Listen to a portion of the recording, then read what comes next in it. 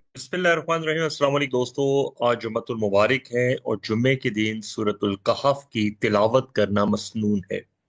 आज हम सीखेंगे सूरतुल कहफ की वजह तस्मिया क्या है, इसका ज़माने नज़ूल क्या है और इसमें कौन से मज़ामीन बयान किए गए हैं।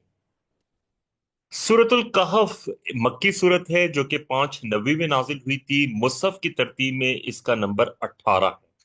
ये 15वें पार के निस्फ से का आगाज होता है। इसमें कुल 12 रुकू और 110 आयात हैं।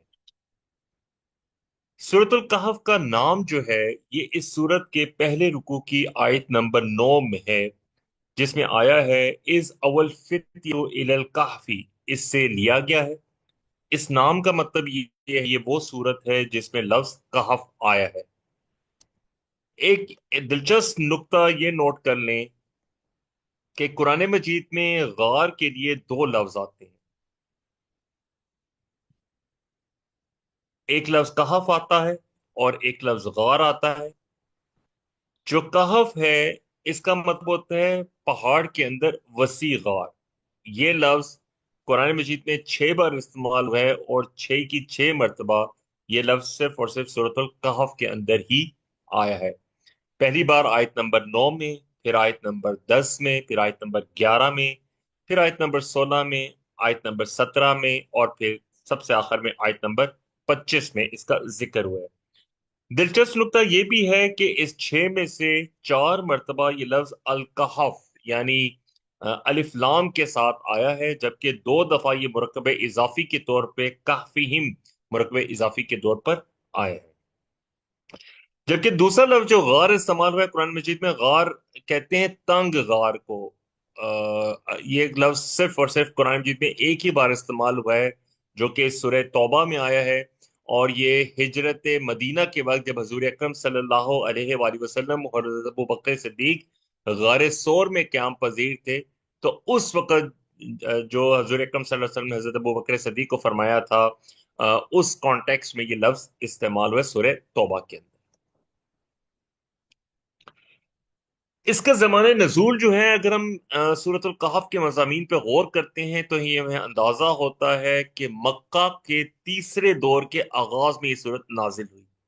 यानी ये हिजरत हबशा से नाजिल हुई है। ये वो दौर था जबकि कुफार मक्का ने जुल्म सितम और मुजाहमत तो शुरू कर दी थी, लेकिन अभी तक उनके जुल्म सितम और मुजाहमत की वजह से हिजरत हबशा नहीं हुई थी। इस वक्त जो मुसलमान सताए जा रहे थे उनको असहाबे कहफ का किस्सा पर्टिकुलरली सुनाया गया था, ताकि उनकी हिम्मत बंधे और उन्हें मालूम हो कि अहले ईमान अपना ईमान बचाने के लिए इससे पहले क्या कुछ कर चुके हैं। अगर हम इसके मजामीन पे गौर करें तो शुरू की चंद आयात जो हैं, आयत नंबर 1 से 8, वो तमहीदी आयात हैं जिसमें नज़ुल कुरान का मकसद वाज़े किया गया है। उसके बाद आयत नंबर 9 से लेके आयत नंबर 26 तक असहाबे कहफ का किस्सा बयान किया गया है, जो दूसरी जिंदगी के लिए एक वाकयाती मिसाल भी है और जिसमें राह खुदा में हिजरत के ताल्लुक से रहनुमाई का सामान भी किया गया है। इसके बाद आयत नंबर 27 से लेकर 31 तक में अहले ईमान की कदर अफजाई की गई है और उन लोगों को जो दुनिया परस्ती में मगन हैं उनके हाल पर छोड़ देने की हिदायत की गई।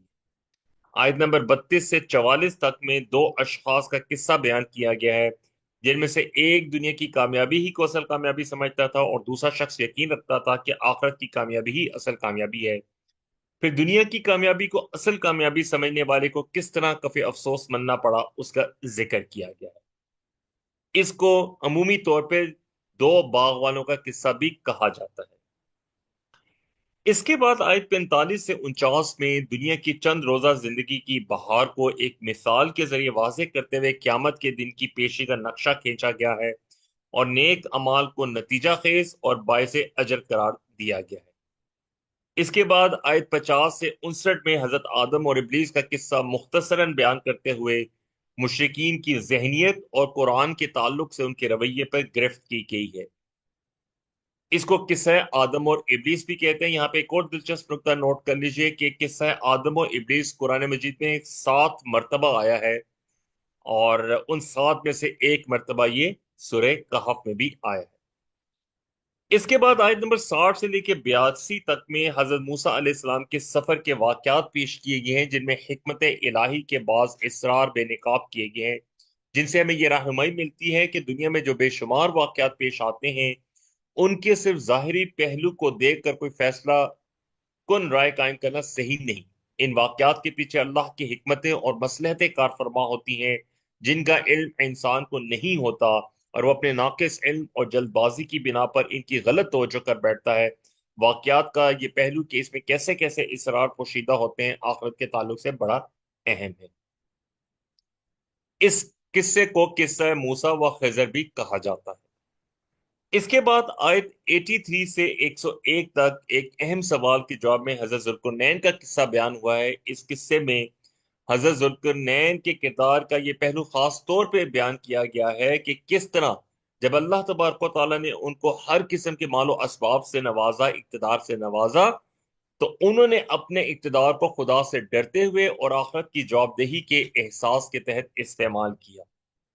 और फिर सूरत के आखिर यानी आयत 102 से 110 में, जो कि खात्मा की आयत है, इसमें शिर्क और इनकार आखिरत पर तनबीह की गई है। अल्हम्दुलिल्लाह, हमने आज सूरतुल कहफ की वजह तस्मिया, ज़माने नज़ूल और उसके मज़ामीन पढ़े हैं। आपसे दरख्वास्त है कि सूरतुल कहफ का ज़रूर तिलावत कीजिए। अल्लाह से दुआ है कि अल्लाह हमें कुरान पढ़ने, समझने, गौर करने, अमल करने, फैलाने और याद करने की तौफीक दे। आपसे दरख्वास्त है कि YouTube channel students of Quran Majeed को सब्सक्राइब कीजिए, इसको शेयर कीजिए, ताकि आइंदा भी आप तक कुरान मजीद से मुतालिक अहम और मालूमाती वीडियोस मिलते रहें। सुब्हानकल्लाहुम्मा व बिहम्दिका नशहदु अल्ला इलाहा इल्ला अंता नस्तगफिरुका व नतूबु इलैक। अस्सलामु अलैकुम व रहमतुल्लाहि व बरकातुहू।